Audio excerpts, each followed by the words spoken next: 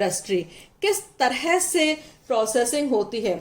जब लाख की फसल पूरी तरह से परिपक्व हो जाती है तब अधिकांश लाख प्राप्त कर लिया जाता है तथा इसका कुछ भाग जो है होस्ट प्लांट्स पर ही छोड़ दिया जाता है। तो अच्छी हार्वेस्टिंग के लिए ये आवश्यक है कि पोषक पौधों को प्रतिवर्ष जनवरी माह में उनकी कटाई छटाई जो है वो कर ली जाए। तो प्लांट्स से हम प्रोसेसिंग किस तरह से होती है, वह ब्रांच जिस पर निम्फवा अंडे रहते हैं उसे हम ब्रूड लैक स्टिक कहते हैं तथा इस लाख को भ्रूण लैक या टहनी या स्टिक लैक भी कहते हैं। तो ब्रूड लैक स्टिक क्या हो गया, ऐसे स्टिक जिस पर की निम्फ और एग्स रहते हैं उसको हम ब्रूड लैक या स्टिक लैक कहते हैं। इस सबसे पहले जो टहनी लैक को शाखा से खुरचकर हटा देते हैं और इस खुरचे हुए लाख में अनेक अशुद्धियां होती हैं, जैसे कि मृत कीट के मृत भाग होते हैं, अंडे होते हैं, रंजक होते हैं। तो इस लाख को हाथ से खरल द्वारा कूटा जाता है और इस पदार्थ को हवा में सुखाकर कणों के रूप में प्राप्त कर लेते हैं। तब इस लाख को हम क्या कहते हैं, सीड लैक कहते हैं। मीन्स खुरच करके कूट करके हवा में सुखाने के बाद में जो लाख हमें मिलता है उसको हम सीड लैक कहते हैं। अब इस सीड लैक को पानी में भिगोकर, धोकर और धूप में सुखाकर और उनका रंग उड़ाकर 3 से 4 मीटर लंबे कपड़े के अंदर थैलों की तरह से उनको बांध देते हैं और उनको फिर आग के ऊपर लटकाया जाता है। तो आग की गर्मी की वजह से जो लाख है वो साफ लाख, शुद्ध लाख जो है वो पिघल करके बाहर निकल करके आ जाता है और जो अशुद्ध लाख होता है वो थैले के अंदर ही रह जाता है। तो ये जो अशुद्ध लाख है जो कि थैले के अंदर रह गया है इसको हम किरी लैक कहते हैं और निचेड़े हुए लाख को हम फिर बटन नुमा ढांचों के चारों ओर ठंडा करके जमने देते हैं। तो जो शुद्ध लाख है उसको हम क्या कहते हैं, फिर बटन लाख या शुद्ध लाख उसको हम कहते हैं। इस शुद्ध लाख को हम फिर शीट के फॉर्म में भी जमा सकते हैं और शीट के फॉर्म में रखने के बाद में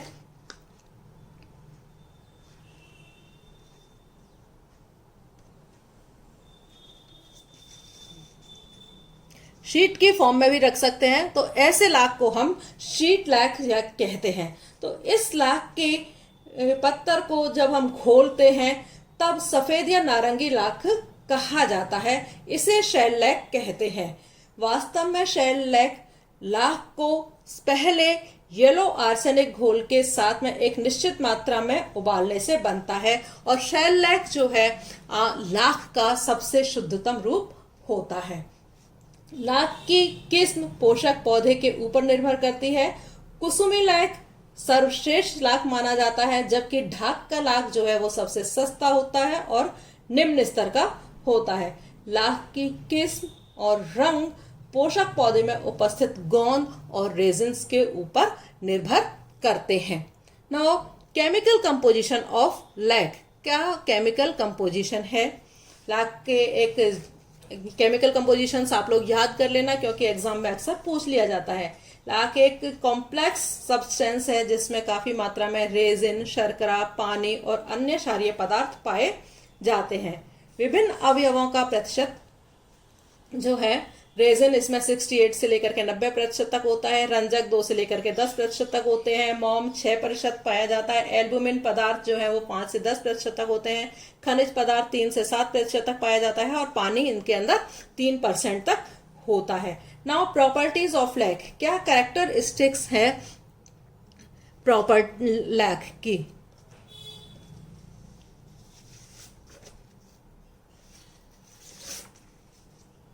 सर जो लाख है वाटर सॉल्युबल नहीं होता है लेकिन अल्कोहल में आसानी से घुल जाता है।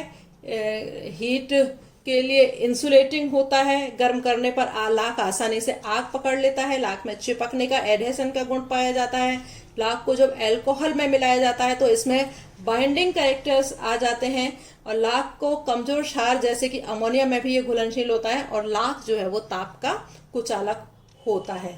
नाउ एनिमीज जो है वो इसके लैग कल्टीवेशन के क्या क्या हैं, बहुत सारे एनिमीज हैं लैग कल्टीवेशन के। बायोटिक भी एनिमीज हैं, एबायोटिक एनिमीज भी हैं। तो जो एबायोटिक एनिमीज हैं जैसे कि तेज प्रकाश है, उच्च तापमान है, अधिक नमी है, भारी वर्षा है और जलवायु भारी वर्षा और हवा जो है इसके एबायोटिक शत्रु हैं। और बायोटिक जो एनिमीज हैं लाख उत्पादन के वो कुछ मैमल्स भी होते हैं जैसे कि चूहे, बंदर, गिलहरी इसके मैमल्स हैं और कुछ इंसेक्ट्स जो हैं वो भी इनके शत्रु होते हैं जो कि लाख की फसल को बहुत ज़्यादा नुकसान पहुंचाते हैं।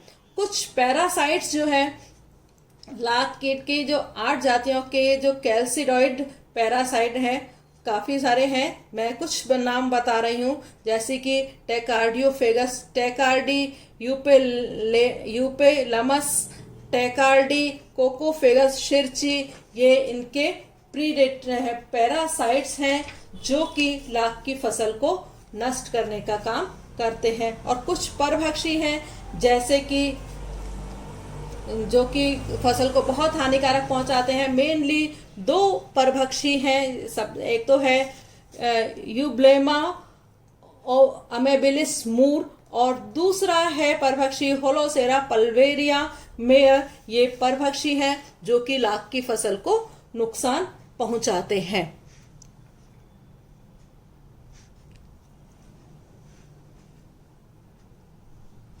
नाउ इकोनॉमिक इम्पोर्टेंस क्या है लाख की। लाख का यूज पहले ग्रामोफोन रिकॉर्ड्स बनाने के लिए किया जाता था। पहले अधिकांश जो लाख का यूज है इसी काम में होता था, लेकिन आजकल जो ग्रामोफोन्स हैं वो प्लास्टिक के बनने लगे हैं। सुनारों के द्वारा लाख को काम में लिया जाता है जेवर बनाने के लिए, जैसे कि कंगन है, बाजूबंद, हार आदि का बटन, कड़े, बैंगल्स वगैरह जो है बनाई जाती हैं। पॉलिश, पेंट और वार्निश में लाख को काम में लिया जाता है। लकड़ी के फर्नीचर्स के लिए काम में आता है। इसका यूज खिलौने, बटन, चीनी मिट्टी के बर्तन और आर्टिफिशियल लेदर बनाने में भी इसको काम में लिया जाता है। इसका यूज फोटोग्राफी के पदार्थों तथा लिथोग्राफिक स्याही के बनाने में भी इनका काम होता है। लाख को फेल्ट बनाने के लिए भी काम में लिया जाता है और हैट बनाने के लिए काम में लिया जाता है। फेल्ट ऊन को प्रेस कर कड़ा बनाने के लिए जो हम कहते हैं उसको फेल्ट कहते हैं। लाख जो है वो वैद्युत पदार्थों में इंसुलेटिंग की भांति काम में लिया जाता है। इसके अलावा मिठाई बनाने में भी काम में आता है। जहाज के पैंदे जो बॉटम में होते हैं वो पक्षी निरोधक संगठन के रूप में काम में आता है। ग्राइंडिंग जो होती है उसके लिए भी लाख को काम में लिया जाता है और विस्फोटक सामग्री बनाने के लिए भी लाख को काम में लिया जाता है। इसका जो महत्वपूर्ण उपयोग है सीलिंग वैक्स के रूप में लाख को काम में लिया जाता है। सील करने के हिसाब से भी लाख काम में आता है। काफी अच्छा प्रोडक्ट्स है सील वैक्स करने के लिए। नाउ अब मैं आप लोगों को बता रही हूं प्रिकॉशंस जो है हमें लैग कल्टीवेशन के लिए क्या क्या प्रिकॉशंस जो है वो हमको रखनी चाहिए। नाउ संरोपण के लिए प्रयोग की जाने वाली शाखाओं को वृंदन से तुरंत पहले ही काट लेना चाहिए जिससे कि अगली पीढ़ी स्वस्थ अवस्था में रहे। दूसरा, इनोकुलेशन के प्रयोग में लाने वाली शाखाओं पर परजीवी तथा परभक्षी नहीं होने चाहिए।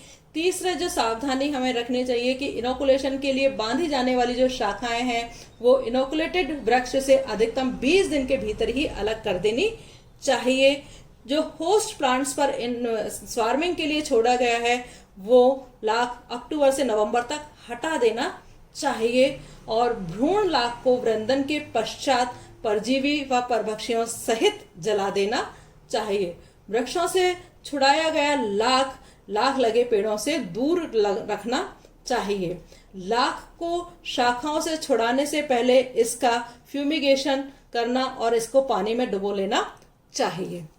तो ये मैंने आप लोगों को आज एपीकल्चर चैप्टर पढ़ाया जो यहीं खत्म होता है। Thank you.